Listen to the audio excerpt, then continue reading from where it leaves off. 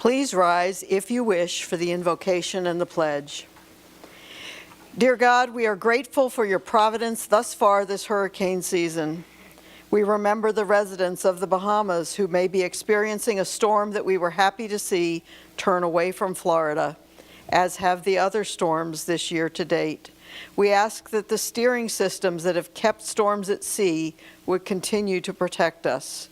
As we consider the matters before us this evening, grant us wisdom, knowledge, and understanding that we may make the best decisions for those who have entrusted us to represent them.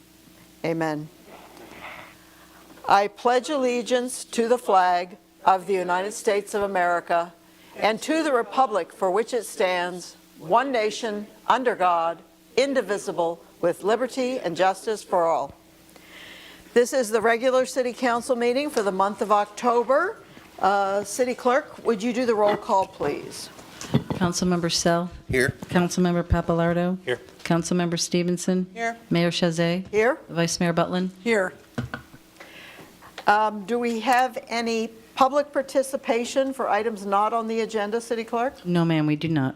All right, the first thing for us to address then is the approval of minutes. We have the minutes for the City Council meeting of September 3, 2025, and the special City Council meeting of September 17, 2025. I'll make a motion to approve the minutes for September 3rd, 2025 and September 17th, 2025. Second. Vice Mayor Butlin? Yes. Councilmember Stevenson? Yes. Councilmember Papalardo? Yes. Councilmember Sell? Yes. And I am a yes. Are there any additions, deletions, or amendments to the agenda? Hearing none, we move on to a presentation. October is Domestic Violence Month, Awareness Month, I should say. And we have with us this evening a representative of the Domestic Abuse Council of Volusia County. And I would invite the representative to come forward, and I will read the proclamation.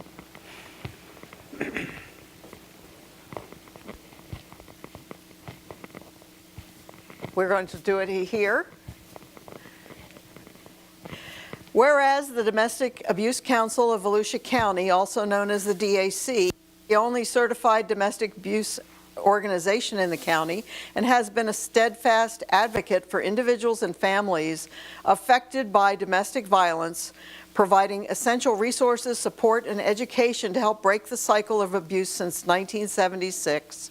And whereas domestic violence affects individuals of all races, ages, genders, and socioeconomic backgrounds, and continues to be a serious public health and safety issue, not only harming the victims, but also affecting the entire community. Whereas in Florida, the rate of reported domestic violence offenses is significant. And for Volusia County, this represents a serious burden, highlighting the need for increased awareness and services as it ranks 4th in the state in incidence. And whereas the Domestic Abuse Council of Volusia County is committed to offering safe shelter for survivors and works in partnership with the Volusia County Social Services, the Volusia Sheriff's Office, municipal law enforcement agencies, and advocates to prevent violence and promote healthy relationships throughout the county. Whereas it is critical that we, as a community, join together in the fight against domestic violence, committing to raise awareness, educate others, and support those who are suffering in silence. Whereas we acknowledge the resilience and the courage of survivors of domestic violence and stand in solidarity with them, pledging our collective efforts to reduce and ultimately eliminate domestic abuse in DeBary and Volusia County.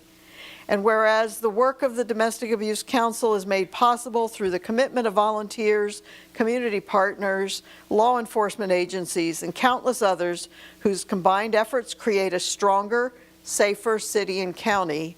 Now, therefore, I, Karen Chazet, Mayor of the City of DeBary, on behalf of the DeBary City Council, do hereby proclaim the month of October as Domestic Abuse Awareness Month in DeBary, and do hereby encourage all citizens to join together in supporting survivors of domestic violence, recognizing the invaluable work of the Domestic Abuse Council, and committing to make our community free from abuse. In witness hereof, I have hereto set my hand and caused the seal of the City of DeBary to be affixed this first day of October 2025.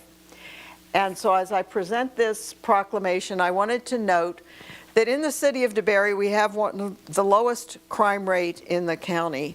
However, in every quarterly report that I sit in on, the CompStat meeting with the sheriff and every member of his specialized departments, we do have in DeBary a significant number of domestic violence incidents that are reported every CompStat meeting. Our clearance rate is exceptional at 100%. We know who the perpetrator was, and the perpetrator was called to task for it.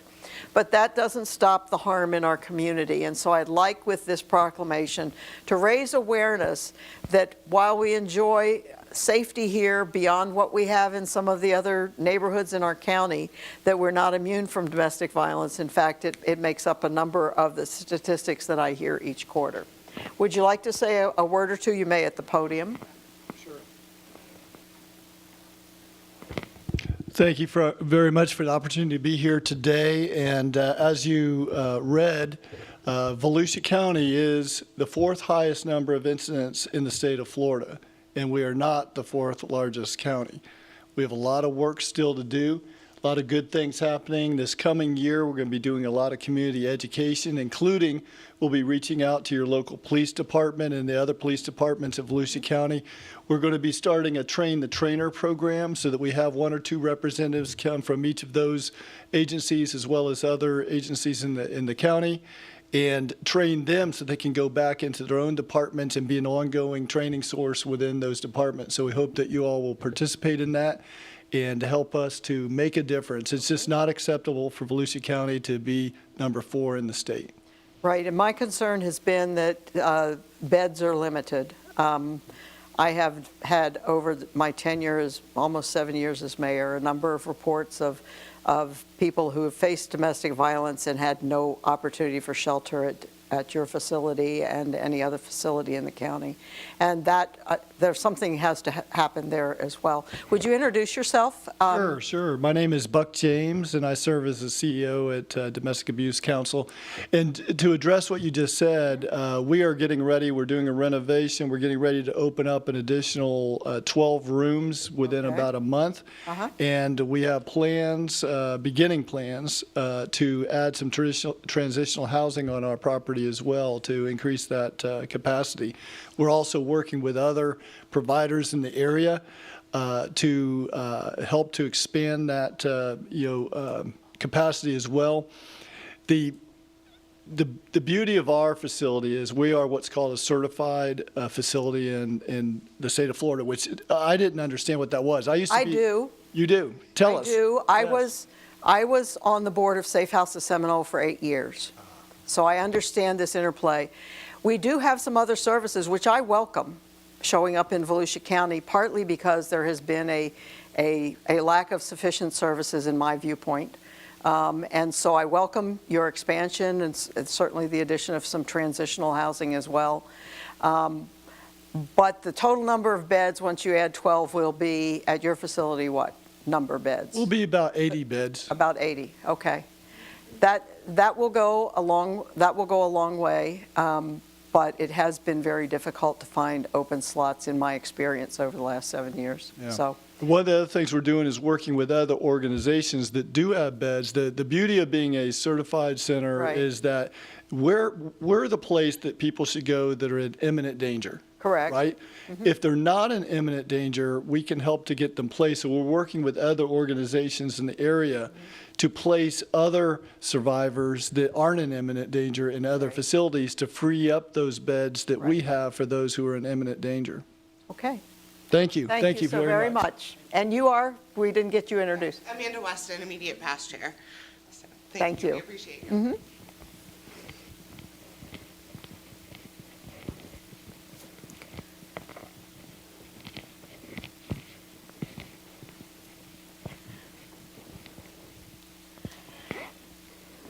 This brings us to our consent agenda, items number 3, 4, 5, and 6. I'll make a motion to approve the consent agenda as written for items number 3, 4, 5, and 6. Second. Vice Mayor Butland? Yes. Councilmember Stevenson? Yes. Councilmember Papalardo? Yes.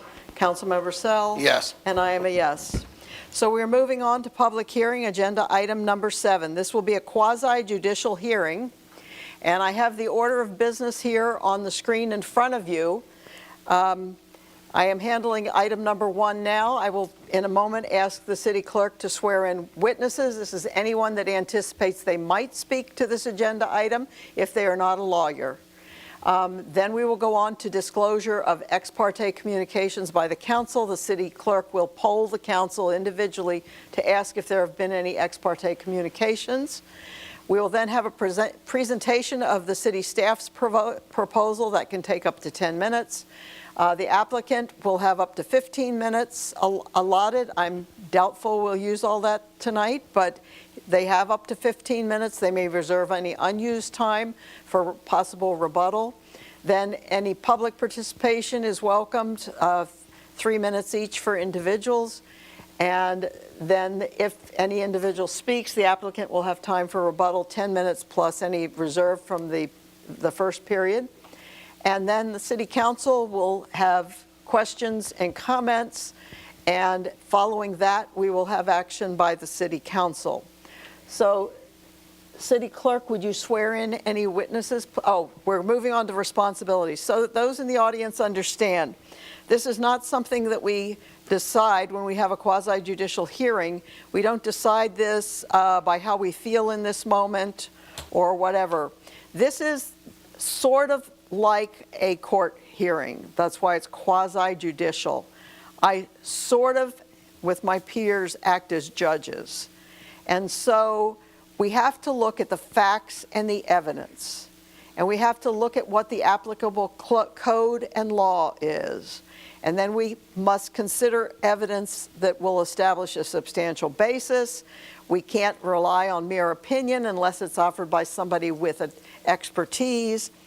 And we can't rely on evidence that's vague or speculative, and we must decide our vote on evidence relevant, substantial, reliable, and credible. So, City Clerk, would you swear in anyone who may speak to this item? Do you swear the testimony you're about to give is the truth, the whole truth, and nothing but the truth, so help you God? I do. Thank you. And now would you poll the council for ex parte? Mayor, would you like me to read the ordinance? Oh, I do want you to read the ordinance, yes. Ordinance number 08-2025, an ordinance of the City of DeBary, Florida, amending ordinance number 11-18 as amended by ordinance 09-2021 and ordinance number 14-2022, approving a major amendment to the Rivington Mixed Planned Unit Development governing the development of approximately 336.05 plus minus acres of land located on Fort Florida Road to approve a third amendment to the amended and restated development agreement to allow the allocation of 284 residential dwelling units between the additional property and 10 acres property described in the Rivington MPUD, providing for severability and effective date and recording. Thank you. Thank you. And now would you poll the council? Councilmember Sell? I haven't had any interaction or communications. Councilmember Papalardo? I received an email from the applicant on September 15th. I did not provide a response. Councilmember Stevenson? No ex parte communications. Mayor Chazet? I did receive an email from the applicant. It contained a link referencing a video of a meeting that took place on a prior approval related to this MPUD, and I responded that I would look at the link prior to this hearing. However, I did not look at the video because I recalled the situation, and the comments that were in the video were mine. Is that correct? Yes. Okay. Vice Mayor Butland? I also received an email which I didn't respond to, knowing this was a quasi, so I'm good with everything. Thank you. So we would invite staff to present the case. Good evening, Mayor and Council. Stephen Bapp, Growth Management Director. I will be presenting staff's evidence. First thing I want to do is cover the background to the problem set. On March 2nd of 2016, the City Council adopted the original ordinance rezoning the 296.2 acres of land located west of Barwick Road on the south side of Fort Florida Road. On October of 2018, the City Council adopted Ordinance 11, 2018, renaming the MPUD to the Rivington MPUD. And then in September of 2021, the City Council adopted an ordinance amending the Rivington MPUD to annex 30 acres of property on the southeast corner of Fort Florida Road and Barwick Road into the MPUD. 224 dwelling units were permitted on the 30-acre parcel. Moving forward to 2022, the city manager issued the preliminary plat development order for the 30-acre property. This preliminary plat was approved. 202 townhome lots, 22 less than permitted by the Ordinance 9, 2021. In 2023, in January, the City Council adopted another ordinance named 14, 2022, amending the Rivington MPUD to annex the 280 Barwick Road property, which is a 10-acre property, into the MPUD. 60 units were permitted on 280 Barwick Road. In February of 2025, Kimley Horn and Associates applied for a preliminary plat and construction plan for the Rivington Phase 5 located at said address, with 80 units being proposed. Now, there was initial confusion between the 80 and 60. I just want to show you a quick slide, the audience and people watching online. Original language at first reading stated a maximum of 80 dwelling units shall be allocated to the 10-acre parcel. After discussion and resubmittal by the applicant, the articles or the MPUD reflected the language a maximum of 60 dwelling units shall be allocated to the 10-acre parcel, and that was at the second reading. The total number of units permitted in the Rivington MPUD did not change, only the 60 to 80. The 60 unit was executed by the mayor and the other parties and recorded by Volusia County Clerk of Courts. Now move forward to April of this year. The DRC discussed the preliminary plat and items being continued, with one of the primary reasons being the 80 units exceeding the cap of 60 and not being reflective of the MPUD. In July of 2025, Cobb Cole submitted an application for a major MPUD amendment to remove the cap of 60 units on the Phase 5. And that's where we are today. The total number of the permitted dwelling units between the two phases would not change. Got a little ahead, sorry.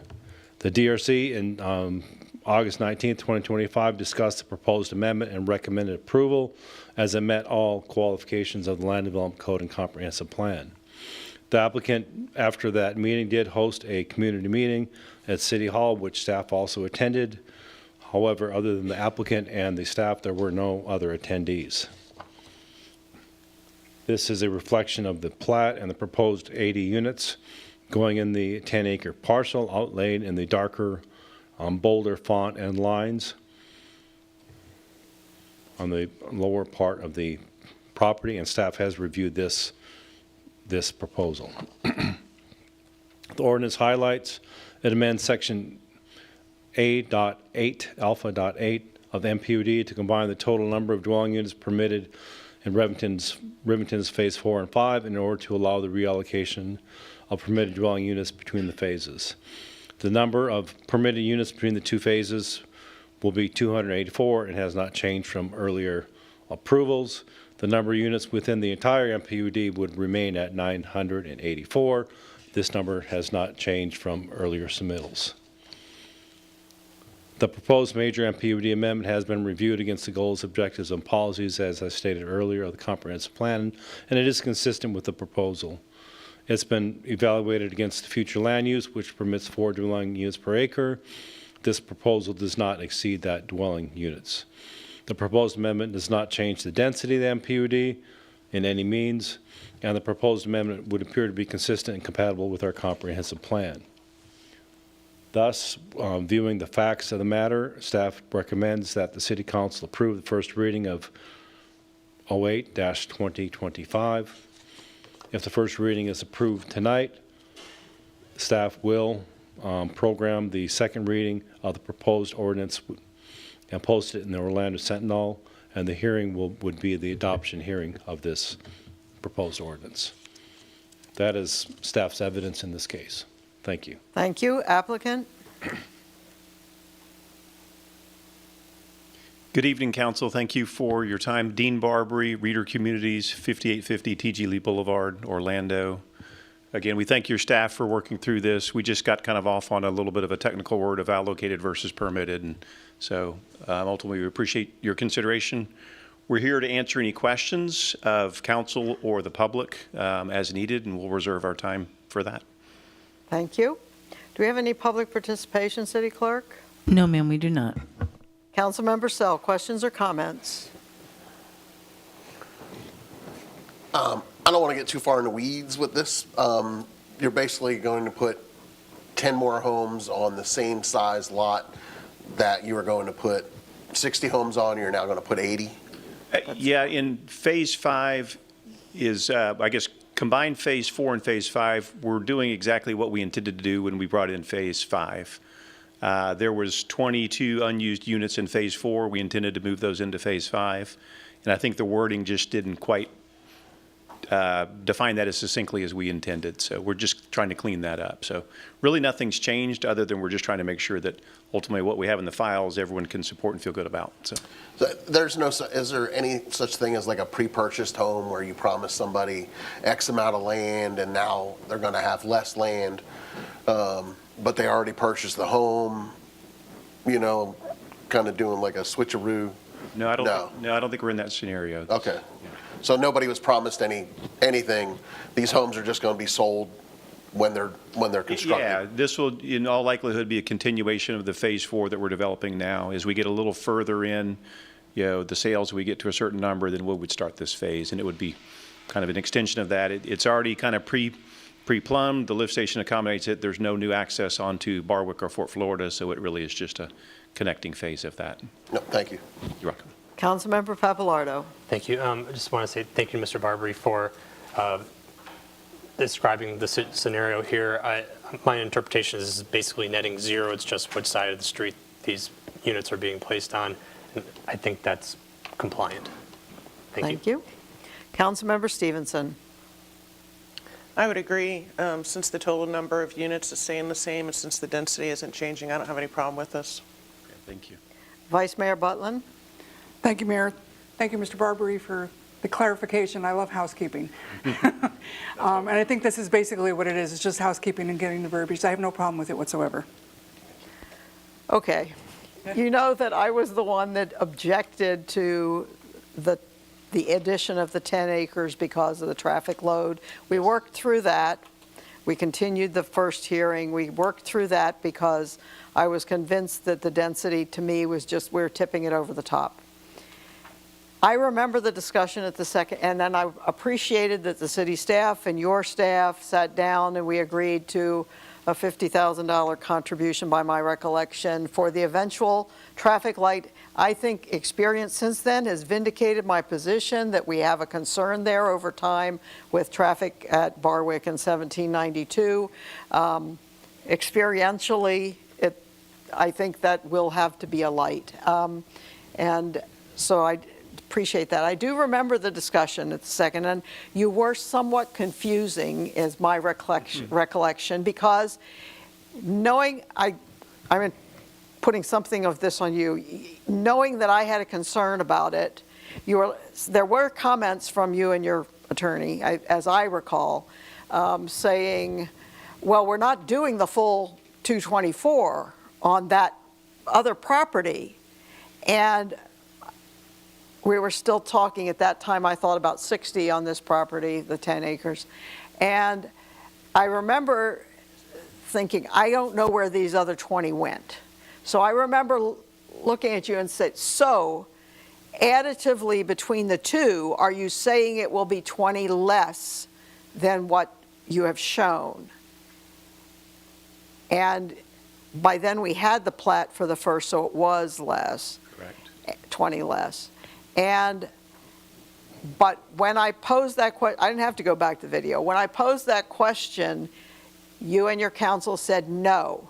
The total number of units between the two parcels will remain the same as depicted earlier, the two, whatever it is, The 284. the 284.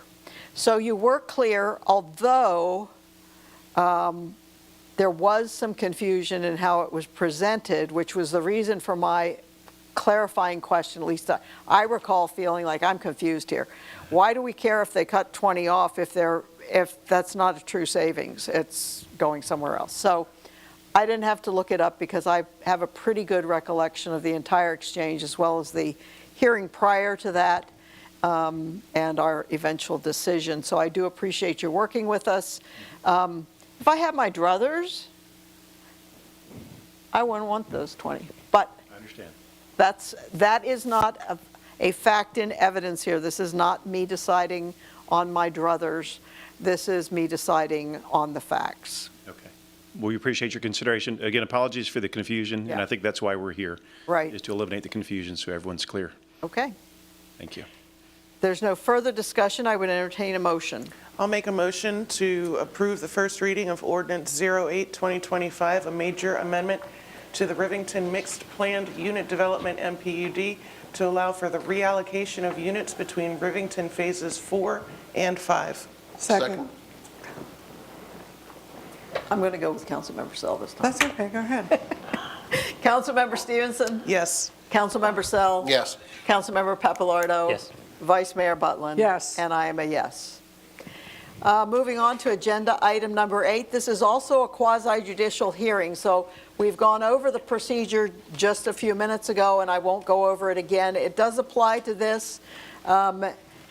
Again, I'm not sure that we will use all the maximums, but you will see that we have the 10 minutes for staff first, not 15. And it will follow the same format, so I would like the city clerk to swear in anyone who anticipates speaking on this agenda item who is not a lawyer. Raise your right hand. Do you swear the testimony you're about to give is the truth, the whole truth, and nothing but the truth, so help you God? I do. Thank you. Now, would you poll the council for any ex parte communication? Councilmember Sell? No communications. Councilmember Papalardo?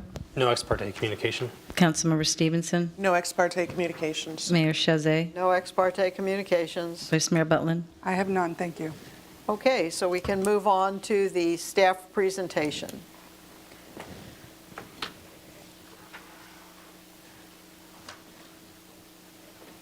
Good evening, Mayor, Council. Stephen Bapp, Growth Management Director for the City of DeBary, for the record. Today we will discuss the variance request for 249 Station Lane. I will be the presenter of the evidence on this case for the staff. The request, the applicant Mercedes Premier Homes LLC is requesting a variance from the front build-to line requirements of the DeBary Town Center Mixed Planned Unit Development. Spring Walk at the Junction, Phase 1, design guidelines to construct a single-family home at 249 Station Lane. Background. On the 3rd of October 2018, the City Council adopted Ordinance 10-2018, approving the development agreement for the MPUD.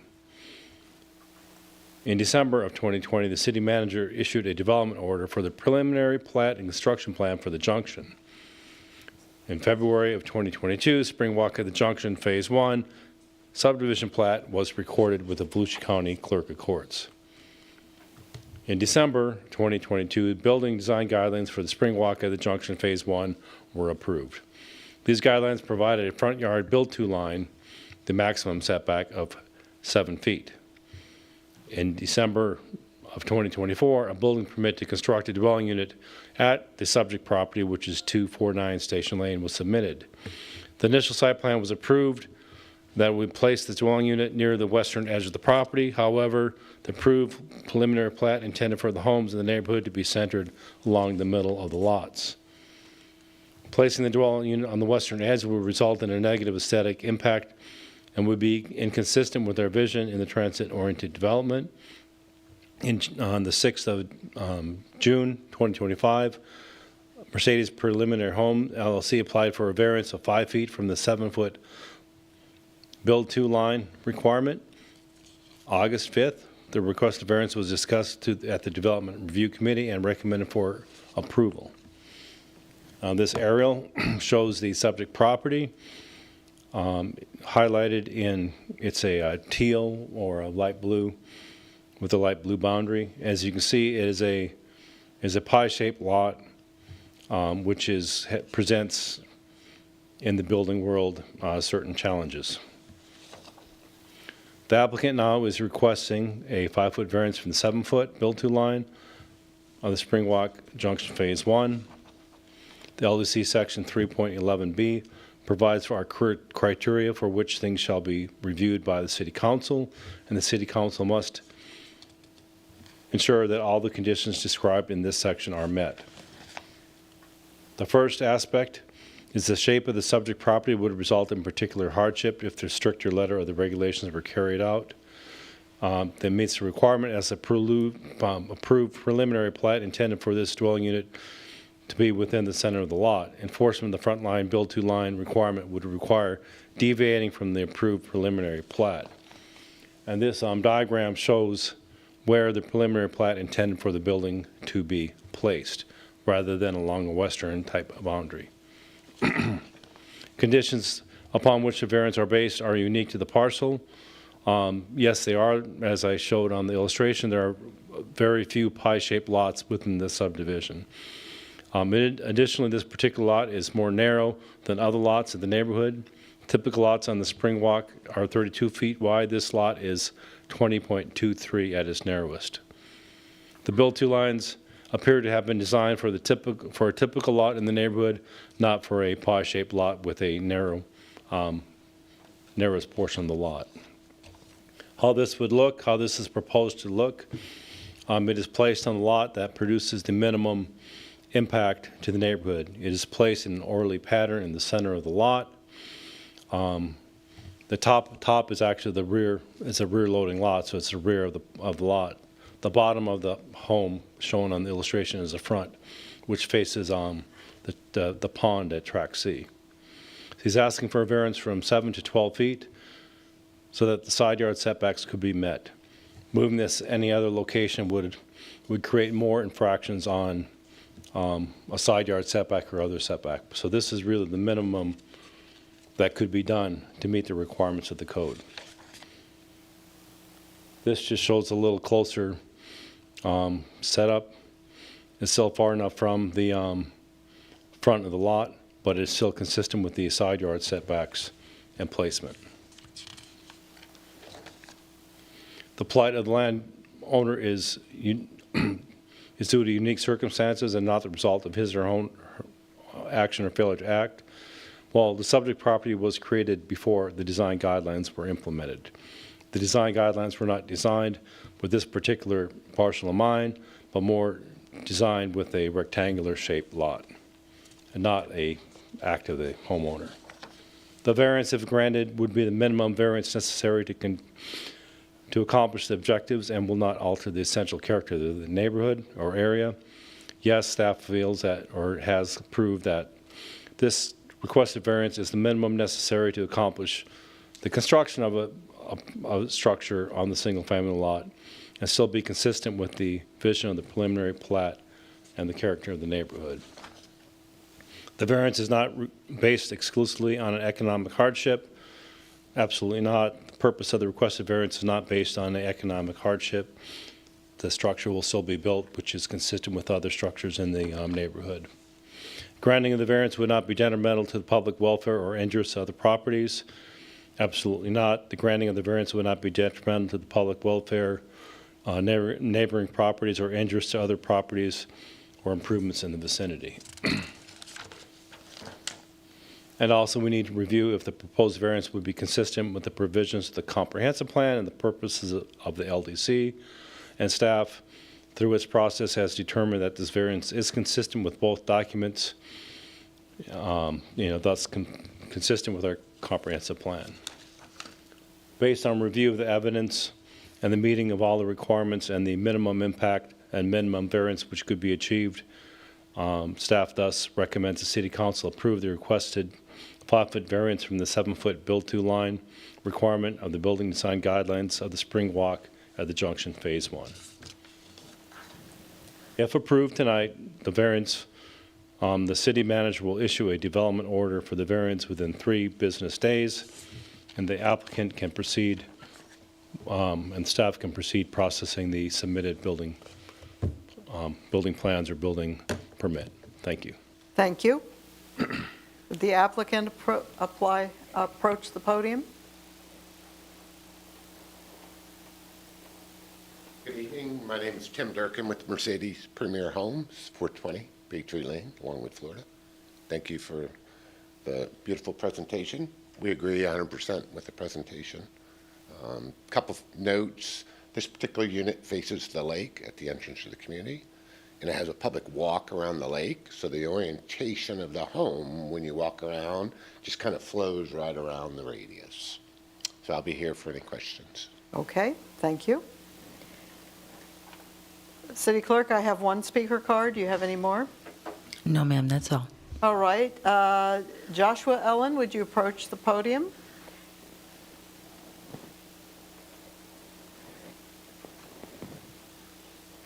Name and address for the record. 253 Station Lane, DeBerry, Florida. Joshua Ellen. Well, good evening. My name is Joshua. I live in 253 Station Lane, which is the house right next door to the one we're speaking about right now. When I purchased my home, I was shown plans for the neighboring lot that matched the look of our community, which the homes are facing the retention pond. And I believe the layout is right, the right one for our neighborhood. It keeps the homes consistent, avoids awkward placement, and preserves the overall look and value of our community. And I just respectfully ask the City of DeBerry to approve the home to be built facing the pond as originally planned, if possible. Makes the community look nice and DeBerry compete with Winter Park. So, thank you, guys. Thank you very much for coming and participating in the process. Does the applicant wish to have any rebuttal to that? Thank you very much. All right, so we go to council member questions and comments. Council member Sell. My only comment, that's a kind of going to be a unique house with the property the way it is, and I have no other objections. Councilmember Pappalardo. Just a very small clarifying question. The lower right corner of the home, is that saying there's only a 4 feet setback to the side lot, the side line? That's what the minimum setback. Is that okay? Okay. It just looks, Yes, that's correct. just want to make sure that that is compliant. It seems otherwise fine to me. Thank you. Councilmember Stevenson. I don't have any questions, thank you. Vice Mayor Butlin. I'm very happy with this resolution of this, so I'm nothing else further. And I would say I also value that the aesthetics will be maintained. You'll have a continuous line. It makes a lot of sense. And surprisingly, this variance is pushing it back from a boundary rather than skimping on a boundary, which are the kinds of variances we usually get. And I think that staff has laid out how it very clearly meets all of the legal tests that we must look at if we are going to make a judgment. So I am going to be in favor of this as well. If there's no further discussion, I would entertain a motion. I'll make a motion to approve a variance from the front build-to line requirements for the DeBerry Town Center Mixed Planned Unit Development, MPUD, Spring Walk at the Junction, Phase 1, Design Guidelines for 249 Station Lane. Second. Vice Mayor Butlin? Yes. Councilmember Pappalardo? Yes. Councilmember Sell? Yes. Councilmember Stevenson? Yes. And I am a yes. So we're moving into new business, agenda item number 9. The city manager is requesting the city council award the construction contract for the Fort Florida Road Bridge Replacement Conomac Canal Project, bid number 22-25, to the lowest responsive and responsible bidder, DB Civil Constructions LLC of St. Augustine, Florida, And may I say, it is wonderful to see this on the agenda tonight. Good evening, Mayor Chazet and City Council. My name is Kevin Hare, and my company is K Hare Construction Services. The replacement of the existing Fort Florida Road bridge at Conomac Canal is required to address erosion damage to the bridge substructure that has resulted from the discharge of excess stormwater from Conomac Lake by Florida Power and Light Company. The bridge replacement project will increase the volumetric capacity of the channel below the bridge to allow for the discharge of stormwater from the spillway without negative effect to the bridge. Florida Power and Light Company, FPL, their DeBarry Power Plant is an electrical power generating plant that requires a large cooling facility known as Conomac Lake. For public safety, Conomac Lake must be maintained by FPL at very specific levels, and extreme rain events may require Florida Power and Light to discharge excess stormwater from Conomac Lake into Conomac Canal, which finds its way into the St. Johns River. Over a period of several years, large volumes of discharge water from Conomac Lake have damaged and undermined the embankment protections of the existing bridge substructure. Although the existing bridge is currently in safe condition for vehicular traffic, the long-term effect of the erosion damage will reduce the load capacity of the structure and require closure of the bridge. At the direction of City Council, bid number 22-25 for the Fort Florida Road Bridge Replacement at Conomac Canal project was advertised for bids in the Daytona Beach News Journal on August 13, 2025. The bid announcement and the bid documents are posted on the city's website, and they're also broadcast on the VendorLink and DemandStar websites requesting proposals from Florida contractors.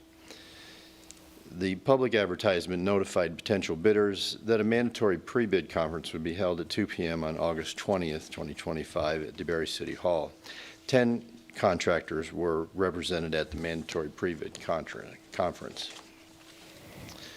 As advertised on September 12th, 2025 at 2 p.m., the City of DeBarry conducted a public bid opening for bid number 22-25 and received 6 sealed bids here at City Hall. All bids were unsealed, read aloud with a representative of the bidders present as well as city staff. The results of the bid are as follows. DB Civil Construction, LLC, for the bid amount of $1,368,950.00. Gregory Construction Incorporated at $1,396,387.00. Carr and Collier Incorporated at $1,427,700.00. Massey General Contractor at $1,825,713.22. SEMA Construction Incorporated at $1,919,000, and PNS Paving Incorporated at $2,619,539.00. The engineer's estimate of cost for this project for the Fort Florida Road Bridge Replacement at Conomac Canal project is $1,511,022.13. My company, K Hare Construction Services LLC, conducted the mandatory pre-bid conference and the public bid opening. My company tabulated all the bids in spreadsheet format, confirming the mathematic accuracy and responsiveness of the contractor with the instructions to bidders. All the required bid documents are received and confirmed, and Florida Power and Light Company has reviewed the bid results and confirmed its approval of DB Civil Construction for the project. DB Civil Construction, LLC is a Florida licensed underground utility contractor that has been active as a business entity since 2017. DB Civil Construction LLC has performed large underground utility projects for Volusia County, St. Johns County, Putnam County, the Jacksonville Transit Authority, St. Augustine, and numerous other municipal agencies here in Central Florida. DB Civil Construction LLC is currently performing the construction of the Volusia County water main extension on Fort Florida Road. The Volusia County representative for the water main extension project gave a very favorable reference for DB Civil Construction LLC, and confirm that the contractor has developed a good working relationship with Florida Power and Light Company for compliance with the FPL Dam Safety and Construction Plan. This is a very important plan to safeguard the construction and the dam while the construction is ongoing. K-Hair Construction Services LLC Task Order 0925-02 is attached for City Council approval. The purpose of Task Order 0925-02 is to establish a budget for construction management and construction inspection services for the Fort Florida Road Bridge replacement at Conomac Canal project. The proposed budget amount of Work Order 0925-02 is not to exceed $66,352.00 for the period from August 26, 2025 to May 22 of 2026. The St. Johns River Water Management District, this is for cost and funding. The St. Johns River Water Management District cost share agreement with the City of DeBary will reimburse the City of DeBary for $1 million of the project costs.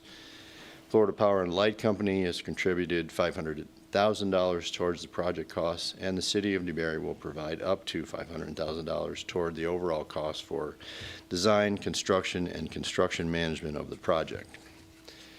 The City of DeBary funding for the Fort Florida Road Bridge Replacement Project at Conomac Canal Project will be drawn from Fund Number 310. Recommendation, it is recommended that City Council award the contract for construction of the Fort Florida Road Bridge Replacement at Conomac Canal Project to the lowest responsive and responsible bidder, DB Civil Construction LLC, for the low bid amount of $1,368,950.00, with a contingency budget of 6% or $82,137.00 to be included, for a total budgeted amount of $1,451,087.00. It's also recommended the City Council approve work order number 0925-02 in the amount of $66,352 to K-Hair Construction Services LLC for construction management and inspection services for the Fort Florida Road Bridge Replacement at Conomac Canal project. Regarding implementation, this project is going to start as soon as possible. We intend to issue notice to proceed as soon as the contractor is willing to start. And we're anticipating that before the end of this month or right around the 1st of November. So, and with that, I would happy to answer any questions that you may have. City Clerk, do we have any public participation? No, ma'am, we do not. Okay. Councilmember Sell, questions or comments? Is this actually a project that came in under budget? Shh. Shh. It's been 2 years since I've seen that. We're not going there. I don't have any other comments. Thank you. Councilmember Papalardo. No comments, thank you. Councilmember Stevenson. I'm glad to see we're finally at this point, get this bridge taken care of before it does become a safety hazard. Vice Mayor Butlin. Well, here I go. 6 months is a long time to divert all of us that use that road to go the other way. Not going to make anyone happy. I'm hoping that not only is it under budget, but that it'll go quicker than we anticipate. So that's all it's the square peg in the round hole. It's got to get done. We've got to do it. And I understand that we're going to take advantage of the time opening up Alexander Park, and we'll use the ability to have that road closed to get all that stuff done at the same time. Other than that, it is what it is. I am very glad to see that we are finally at this. I would agree with Vice Mayor Butlin that this is going to be a major inconvenience for me and all of my neighbors for a very, very, very long time. It adds 6 miles to any time you need to go into Seminole County. It just does. And so we've been in this situation for shorter periods of time before. It's been difficult then. Anything we can do to keep this on a timeline that makes it finished timely or early, I would greatly appreciate.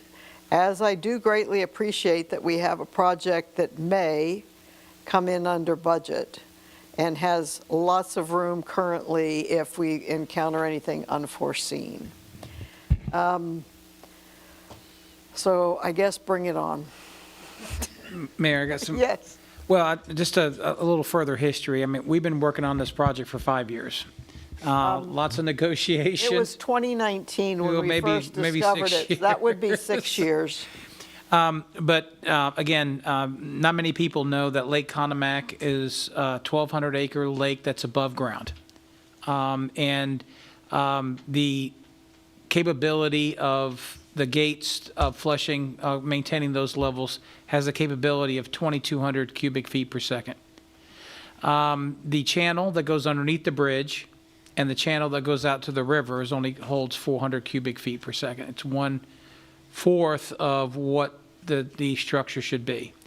It's important that folks understand that not only is the bridge having some damage because of the volume of water that runs through there and its force, we need to size that up to make the channel bigger. But it also prevents future flooding of that particular area, just in case the water that needs to be released from Lake Conomac exceeds 400 cubic feet per second. It would literally flood the bridge and flood the land on the west side. Any type of development that will go over there is a risk, and that's why it's been held up these many years until this infrastructure is in place to protect the residents, protect the road, protect the bridge. So that's really the focus of this, and that's why we started negotiations 6 years ago with FP&L and with the state of Florida. Kudos to Kurt Ardeman and his staff as we went through negotiations, because it wasn't easy. Challenging the state of Florida and also challenging a utility is not easy, but as you can see here, the net cost to the city is only $500,000 to rebuild the bridge that not only provides public safety but also corrects the proper infrastructure for Lake Conomac, which should have been built to those specifications decades ago. And so now we're getting it fixed. It's a item that's been ongoing way before we have been here on the council, and it's really a tribute to everyone to make sure that we clean up some of these problems that have existed prior to us getting here. So The only point of clarification that I would have, personally, my hierarchy of reasons why we have to do this, discontinuing forestalling development is really, really low on that rung. You mentioned it's forestalled development. I don't want anyone to think that the city was motivated to fix this so that we could see development accelerated. certainly, but there has been, and for the record, a development plan that was established for across the street there. 2007 to 2008. And we made this council made a conscious effort to suspend that particular Correct. overall development plan. And this was one of the reasons why we did it, so. Right. No, it's a problem that needs to be fixed. I just didn't want any misconception about the development. You're absolutely correct, Mayor. Part of it. Okay, if there's no further discussion, I would entertain a motion. I'll make a motion to award the contract for construction of the Fort Florida Road Bridge replacement at Conomac Canal Project to the lowest responsive and responsible bidder, DB Civil Construction LLC, for the low bid amount of $1,368,950 with a contingency budget of 6% or $82,137 to be included for the total budgeted amount of $1,451,087, also including work order 09502 in the amount of $66,352 to K-Hair Construction Services LLC for construction management and inspection services of the Fort Florida Road Bridge replacement at Conomac Canal Project. Second. Councilmember Stevenson. Yes. Vice Mayor Butlin. Yes. Councilmember Papalardo. Yes. Councilmember Sell. Yes. And I am a yes. Thank you very much. Moving on to agenda item number 10, the city manager is requesting the city council approve the first reading of ordinance number 07-2025, revising the city's golf cart regulations to accept online applications. City Attorney, would you read ordinance number 07-2025? Yes, Mayor. Ordinance number 07-2025, an ordinance of the City of DeBary, Florida, amending Article Roman 3 of Chapter 50 of the City of DeBary Code of Ordinances, modifying the city's regulations pertaining to the operation and permitting of golf carts upon certain streets, roads, and sidewalks within the city, and providing for codification, conflict, severability, and an effective date. Thank you. City manager, are you presenting? I'm presenting, Mayor. This is a very minor revision to our ordinance, golf cart ordinance. Just for the public's, we implemented the golf cart ordinance back in 2022. It has been, to say the least, a very successful implementation of our multimodal plan. We have gotten many calls from other communities want modeling their golf cart ordinances after us and the plan. There's not many cities that have a citywide golf cart ordinance. Most of them are district-oriented in certain areas within the city, and they were very interested in how we did a citywide plan, and many have followed it. This particular is just a minor adjustment. We're automating the application process, going online, making a lot more, making the application simpler and faster, and providing better customer service. Also, with this change, there's one sentence in there that's obsolete and deletes it.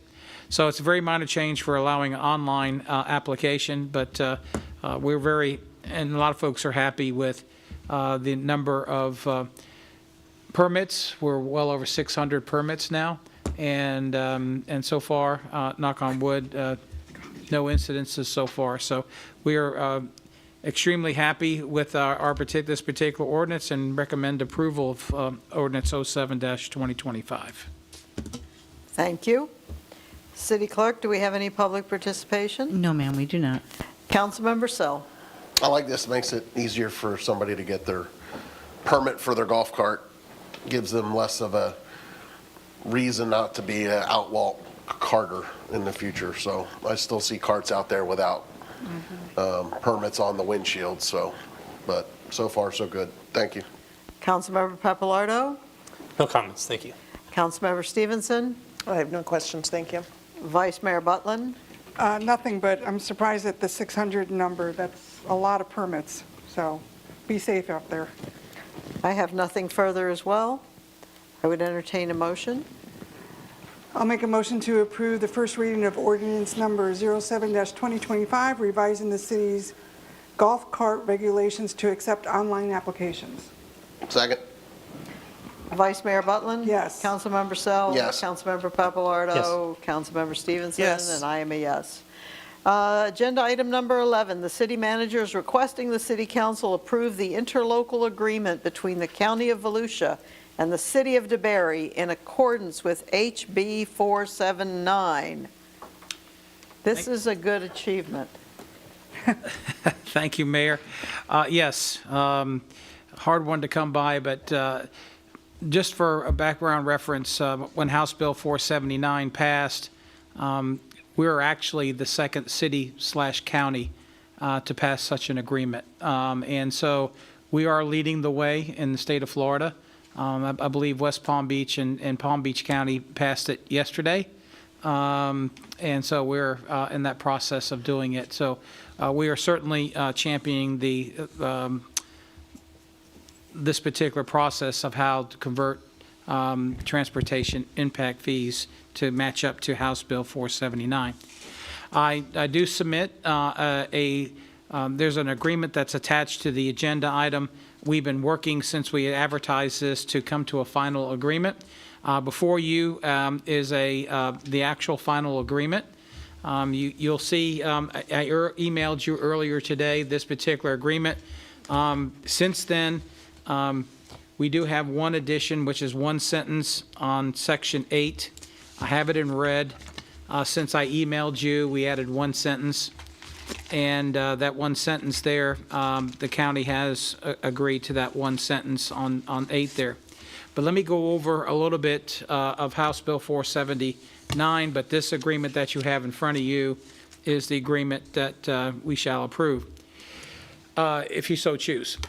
So just a little background, House Bill 479, we talked about the law that it changed is Chapter 163, 31805J, that the cities and counties must create and execute an interlocal agreement where they have transportation impact fees in the same area. An interlocal agreement must, at minimum, ensure development is not charged twice for the same capacity impacts.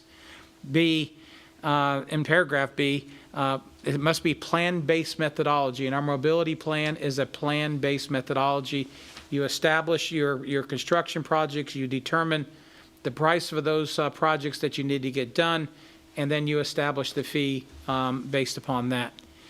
And then we are required by this particular law that the city issuing the building permit shall collect the fee, which we did with our mobility plan. We included Dirksen Drive in this particular mobility plan. We allocated $8.5 million towards Dirksen Drive in the mobility plan area. And then, of course, we got to provide for a method of proportionate distribution.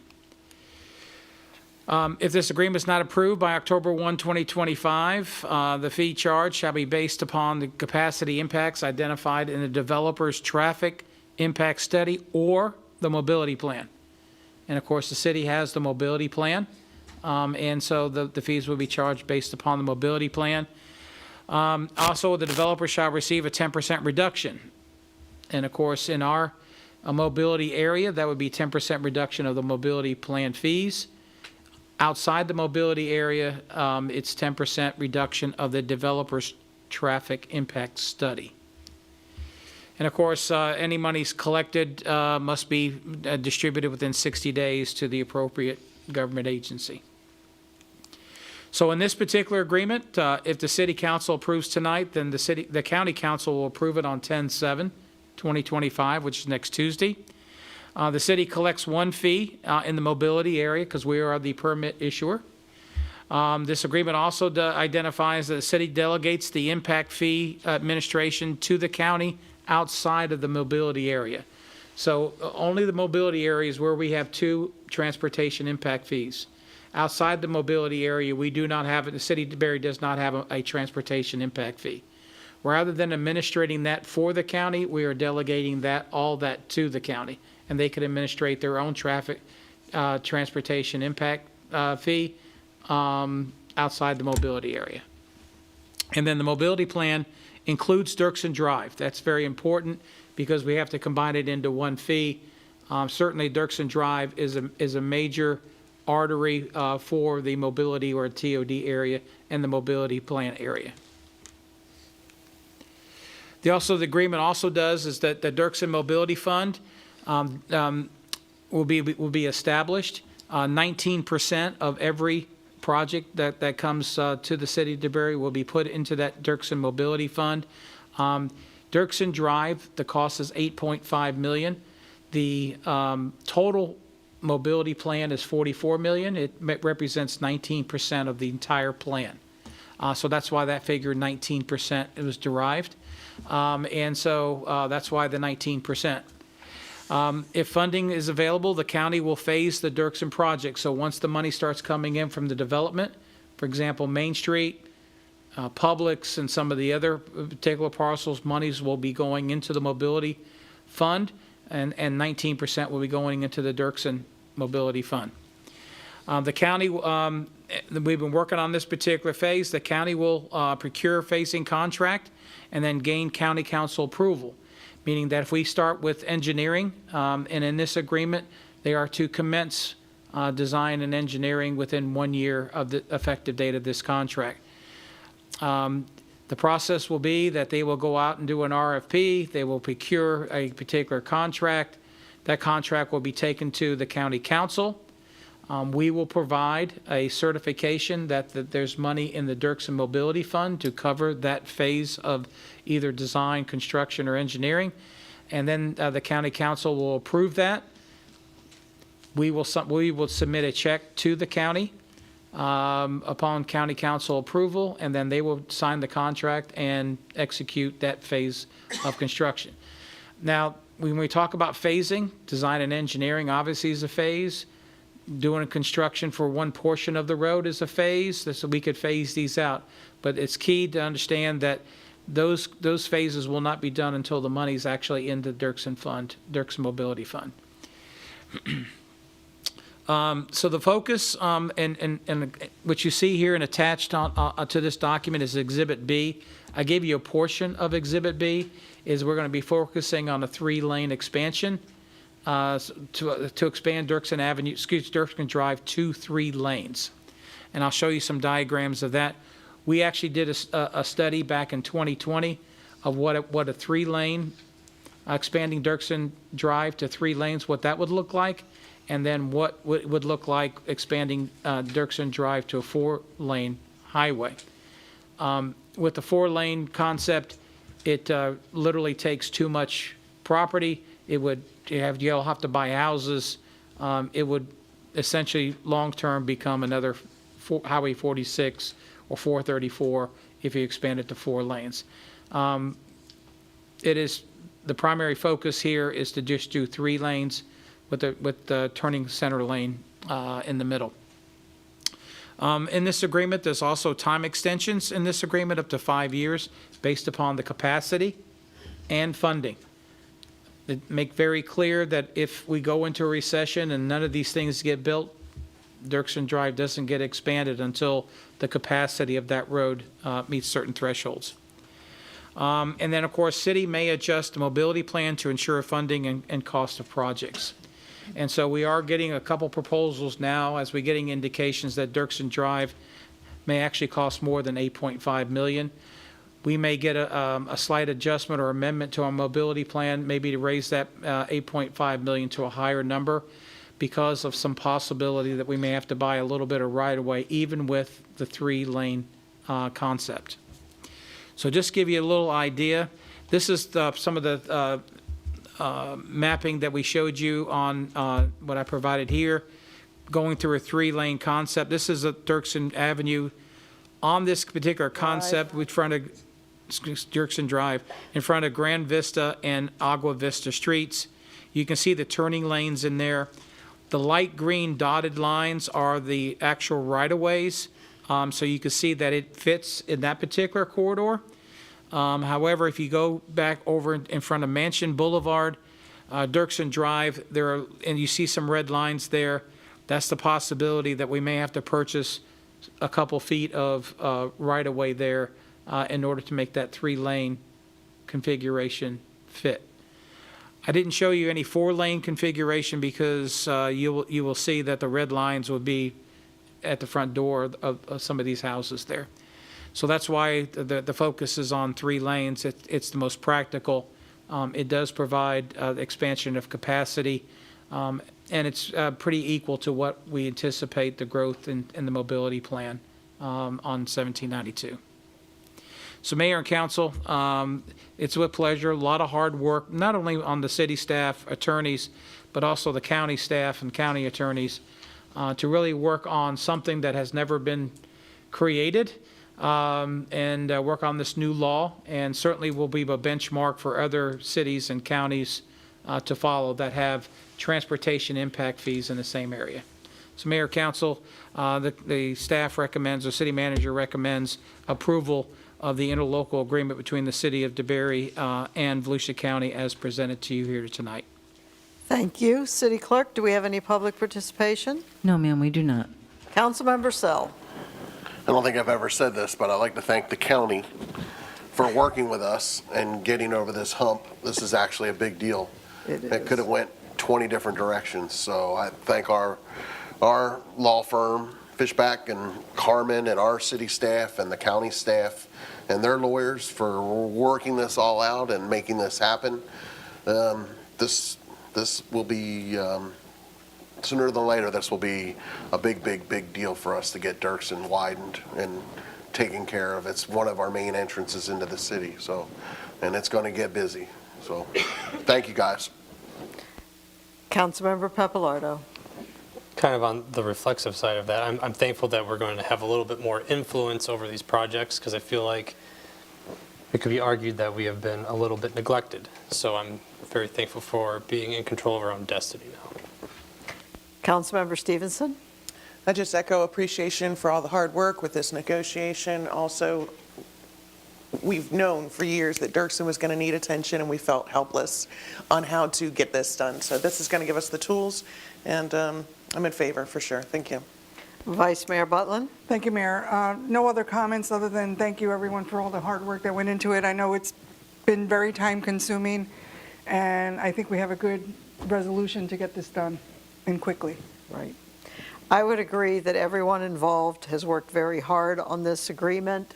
Our staff and council have done amazing jobs in bringing this across the finish line, and I am grateful that the county has come to grips with the fact this law exists, and it's not something that we triggered. It's something that we have to adjust because it was specifically written to address situations like we have. And I know it was a hard-won resolution. I'm glad for the back and forth and the finding a way out of being at odds over certain parts of this agreement. I also would say that we probably should continue to push to get funding through things like the TPO and other avenues to assist us, because this project, you are correct, a cost estimate from a couple of years ago can't possibly be current. And in addition to that, the longer it goes before they're actually putting pavement down, it's going to go up, is our experience with all of these kinds of capital projects. So I still think we need to push to keep it on priority lists at the TPO. I certainly have done that a number of times over the last year. And I think that we should look for any other available possible funding sources to help us with it, because we have the mobility plan fee, we have the county's impact fees rolled into that, but we may need to find some more money. So. One more, Yes. yes, on section 10, the last sentence there, working with the county manager, the city and the county may jointly seek supplemental funding from the legislature and/or state agency Perfect. that as appropriate. FDOT certainly has an impact on Dirksen Drive, particularly when there are accidents. At least 3 days a week, yes. And so there are other possible fundings, and we have agreed that we will seek those out As a joint team. venture to accelerate this Exactly. particular project. Exactly, thank you. If there's no further discussion, I would entertain a motion. Move to approve the interlocal agreement between County of Volusia and the City of DeBary in accordance with HB 479. Second. Councilmember Papalardo? Yes. Councilmember Stevenson? Yes. Councilmember Sell? Yes. Vice Mayor Butlin? Yes. And I am a yes, which brings us to member reports. Councilmember Sell, anything to report or communicate? Nothing to report at this time. Councilmember Papalardo? Attended the beginning of the DeBary Foundation kickoff. It was nice for the few minutes I was able to stay. That's all. We're glad to have you those few minutes. Councilmember Stevenson? Nothing to report. Thank you. Vice Mayor Butlin? Thank you, Mayor. I also attended the DeBary Foundation successfully kicking off their project and their organization. I also attended a plaque ceremony dedication at the library for the Lombardies, which was very nice, the contribution that we recognize them. I also attended the Volusia League of Cities dinner in Ormond Beach last week, which he clarified some things about insurance and additional companies coming in to support that. I was appointed again this year to the 2025-2026 Utilities, Natural Resources, and Public Works Committee with the Florida League of Cities. We had our first meeting, which was on Friday morning, which was they have a lot, we have a lot of work to do. There's a lot going on. And then yesterday, I attended the ribbon cutting for Sono Babies, which is already looking to expand their services to the city of DeBary. So it's very exciting to have them here. Yes. That's it. Everything the vice mayor said she did, except the Florida League of Cities part, also were on my list. And I do appreciate the fact that we have that the DeBary Foundation has now fledged. We have an operating foundation still holding their breath to get their final certification in on their 501c3, but things are moving ahead. They have their first activities planned, and that's really rewarding after this council worked and the staff worked through all of the proper structure to get this support organization established and operating independently. City manager? Nothing at this time, Mayor? City attorney? Pass, Mayor, thank you. Hearing nothing, we stand adjourned.